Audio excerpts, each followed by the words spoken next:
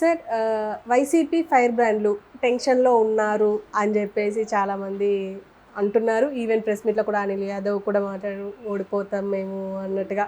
ఇ just అట్లా మాట్లాడారు. Even రోజానైతే నగరిలో చూసాము. ఏడ్చుకుంటూ మరి మాట్లాడారు. అసలు ఏం జరుగుతుందంటారు వైసీపీకి? వైసీపీలో ఒక రకమైన నిరాశ కనబడుతున్నట్టుగా అనిపించింది. ఎందుకంటే నిన్న మొన్న వార్తల్లో కూడా మీరు చూశారు. ఐపాక్ట్ వాళ్ళకి పొలిటికల్ స్ట్రాటజీగా ప్లే చేసిన వాళ్ళు అర్ధాంతరంగా ఆఫీస్ మూసేసి వెళ్ళిపోయారని, అలాగే ఎవరు సజ్జల గారి అబ్బాయి సజ్జల భార్గవ్ గారు సోషల్ మీడియా ఇన్ఛార్జ్గా ఉన్నారు కదా, ఆయన కూడా సమ్ సోషల్ మీడియా వాళ్ళందరికీ ఏవేవైతే సోషల్ మీడియాలో వైరల్ చేయాల్సినవి, పబ్లిసిటీ చేయాల్సినవి వాటన్నిటికి సంబంధించి ల్యాప్టాప్లు, మొబైల్స్ అన్నీ తీసుకున్నారని, సడన్గా ఇప్పుడు నెలాఖరు వరకైనా మెయింటైన్ చేయొచ్చు కదా, అదే కౌంటింగ్ వరకైనా మెయింటైన్ చేయొచ్చు కదా, అర్ధాంతరంగా ఆపేశారు. తర్వాత మీరు అన్నట్టు రోజా గారు అయితే సొంత పార్టీ వాళ్ళే సైకిల్కి ఓటేయన్నట్టుగా అది ప్రోద్బలం చేశారు. ఇవన్నీ చూస్తుంటే, ఇవన్నీ బేరీజ్ వేసుకుంటే ఒక రకమైన తేడా కొడుతుందని మాత్రం అనిపిస్తుంది. తర్వాత అధినేత కూడా జనరల్గా పూర్తిగా రిజల్ట్స్ వచ్చాక ఎంజాయ్ చేస్తాం. ఇప్పుడు ఆయన 17 ఎప్పుడో టేక్ ఆఫ్ అవుతున్నారంటే ఫ్యామిలీ కోసం వెళ్తుండొచ్చు, కానీ ఎంజాయ్ చేసే మూడ్ అయితే ఉండదు కదా. రిజల్ట్ ఏమి రాకుండా ఒక రకమైన టెన్షన్ ఉంటుంది కదా. పైగా మిగతా వాళ్ళకు ఉండే టెన్షన్ వేరు, ఆయనకు ఉండే టెన్షన్ వేరుగా, అంతే కదా. అధినాయకుడు ఇప్పుడు కాలేజ్ ప్రిన్సిపాల్ టెన్షన్ వేరు, ఒక స్టూడెంట్ టెన్షన్ వేరు. ఒక స్టూడెంట్ది ఫీల్ అవుతాడు, ప్రిన్సిపాల్ ఎంటైర్ స్టూడెంట్స్ అందరిది ఫీల్ అవుతాడు, అంతే కదా. సో అట్లా కాకుండా ఆయనటు పర్మిషన్ తీసుకొని వెళ్ళడం, ఇక్కడ చూస్తే రోజా గారు ఇలాగా విస్తుపోతూ మాట్లాడటం, కొంతమంది లోపల ఫీలింగ్ ఉన్న బయటికి ఇలా మాట్లాడటం, ఎస్పెషల్ మీరు అన్నట్టు రెబల్స్. ఇప్పుడు 150 మంది ఎమ్మెల్యేల్లో వైసీపీకి ముఖ్యమంత్రి గారు ఒకటి తీస్తే 150 మంది, ఈ చాలా సందర్భాలు కూడా చెప్పాను నేను. మిగతా 145, 144 మంది కూడా ఎవరు పనులు వాళ్ళు చేసుకుంటున్నారు, ఎవరు వ్యాపారాలు వాళ్ళు చేసుకుంటున్నారు, ఎవరు పరిపాలనలు చేసుకుంటున్నారో లేదో తెలియదు. ఎందుకంటే అన్ని ముఖ్యమంత్రి గారే డైరెక్ట్గా బటన్ నొక్కడం కాబట్టి వాళ్ళు కూడా పెద్దగా పనే ఉండట్లేదు ప్రజాప్రతినిధికి. సో ఈ 5-6 ఎక్కువగా వార్తల్లో. ఇప్పుడు రోజా గారు, కొడాల నాని గారు, తర్వాత గుడివాడ అమర్నాథ్ గారు, అనిల్ కుమార్ గారు, పేర్ని నాని గారు, వీళ్ళే కదా. మిగతా వాళ్ళు అంతగా ఏమీ ప్రభావం లేదు.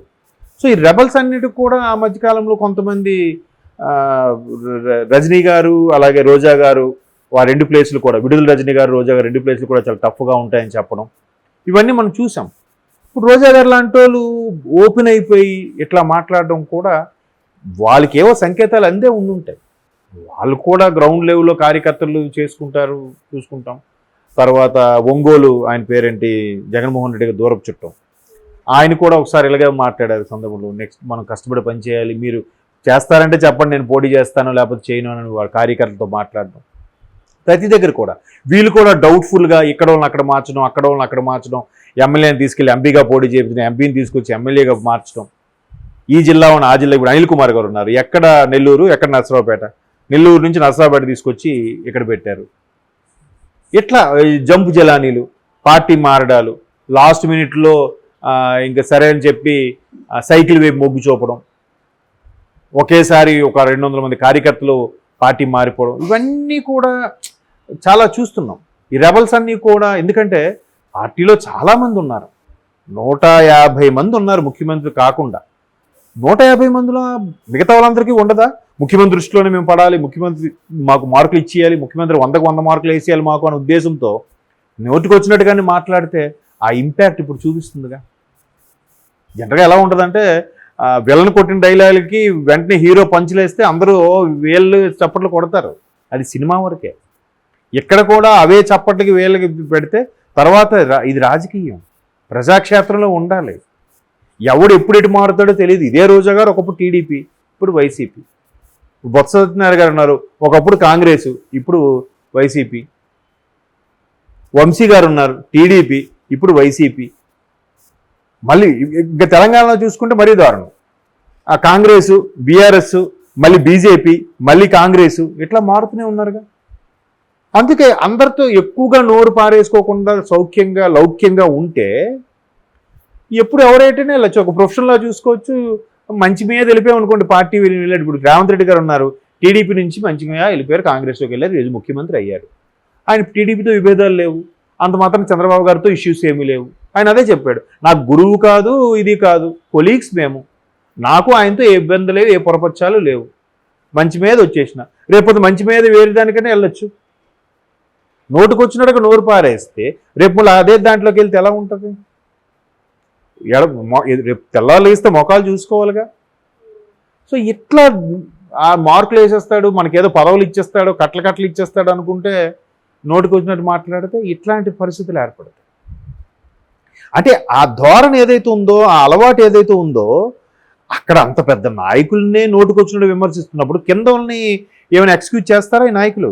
ఈ సోకాల్ నాయకులు ఎవరెవరైతే నోటుకొచ్చినట్టుగా ఆడు సన్నాసి, ఆడు 420, ఆడు దొంగ ఎదవ, ఆడు కొండాకోరు, ఏవో నోటుకొచ్చిన మాటలు ఒక సీనియర్ నాయకుడిని, మాజీ ముఖ్యమంత్రుల్ని నోటుకొచ్చినట్టుగా మాట్లాడితే కింద స్థాయిలో గౌరవంగా ఎలా చూస్తారు? అంతకన్నా హీనంగానే చూస్తారు. ఆ కింద స్థాయిడు ఏం చేస్తాడు? రే ఇప్పుడు నీ టైం రా, నా టైం వచ్చాక చెప్తాను రా, అతను చూస్తాడు, అతను చూసి దెబ్బ కొడతాడు. ఏం దెబ్బ కొట్టడం ఏం లేదు, కరెక్ట్గా ఎన్నికల క్యాన్వాసింగ్ టైంలో జెండా తిప్పేస్తాడు, నమస్కారం అన్న, వేరే దానిలోకి వెళ్ళిపోతాడు. అప్పుడు ఇంపాక్ట్ ఎవరికి? ప్రాబ్లం ఎవరికి? ఇన్నేళ్ళు, ఈ 5 ఏళ్ళు ఏది ఎక్కడ ఉంటుందో, ఏది ఎవరితో ఏది మాట్లాడాలి, ఏ కాంట్రాక్ట్లు ఎవరున్నాయి, అవన్నీ కూడా ఒక్కసారి పోయినట్టేగా. మళ్ళీ కొత్త వాళ్ళతో పరిచయం చేసుకోవాలంటే టైం పడుతుంది, ఈలోగా ఎన్నికలు అయిపోతాయి. ఇప్పుడు మన రోజా గారు అలా మాట్లాడడానికి కూడా చాలా రీజన్స్ ఉన్నాయి. ఇప్పుడు ఆవిడ కింద ఉన్న వాళ్ళు సరిగ్గా పట్టించుకోలేదని కింద వాళ్ళ ఆరోపణ లేదు. నేను చూస్తున్నాను కానీ జిల్లాముఖ ఉన్న మంత్రిగా, మహిళా నేతగా నాకు అసలు ఇంపార్టెన్సే లేదు, వాళ్ళు సొంతంగా వాళ్ళే కార్యక్రమాలు చేసుకునేవారు, నాకు కనీసం ప్రాధాన్యత ఇవ్వలేదు ఎవరు కూడా.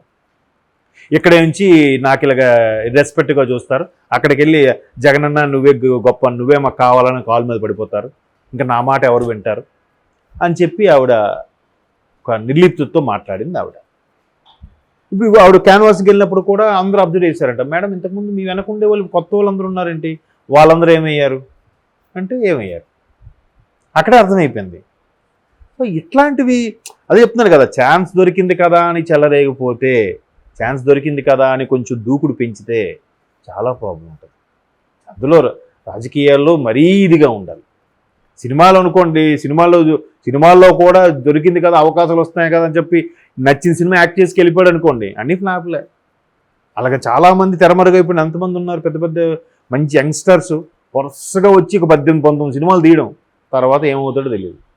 తర్వాత ఏదో బిగ్ బాస్లోనో లేదంటే ఏదో ఆ పండగ పూట ఒక ఫంక్షన్లోనో ఏదో టీవీ ప్రోగ్రాంలో కనబడతాడు అంతే.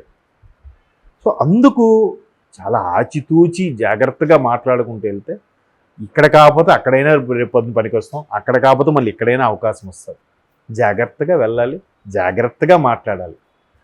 ఏం కాదులంటే ఎప్పుడు ఒకటిదైనా టైము, ఎప్పుడు ఒకే ప్రభుత్వం ఉంటుందా, ఎప్పుడు స్టార్ ఒకేలాగా రన్ అవుతుందా? అవ్వదు కదా. సో ఇట్లీ చేసుకోవడం తెలియాలి. అందుకే అంటారు చాలామంది, ఒక్కసారిగా ఇది కళ్ళు నెత్తికెక్కిపోయి అంటారు, కొంతమంది వాపుని చూసి బలుపు అనుకుంటున్నారు అంటారు. ఇవన్నీ కూడా జాగ్రత్తగా ఆచితూచి అడుగేయాలి. చాలా లౌక్యంగా, చాలా సమస్ఫూర్తిగా మాట్లాడడం అనేది రావాలి రాజకీయాల్లో. అది లేకపోతే ఎక్కువ కాలం మనుగడలో ఉండలేరు.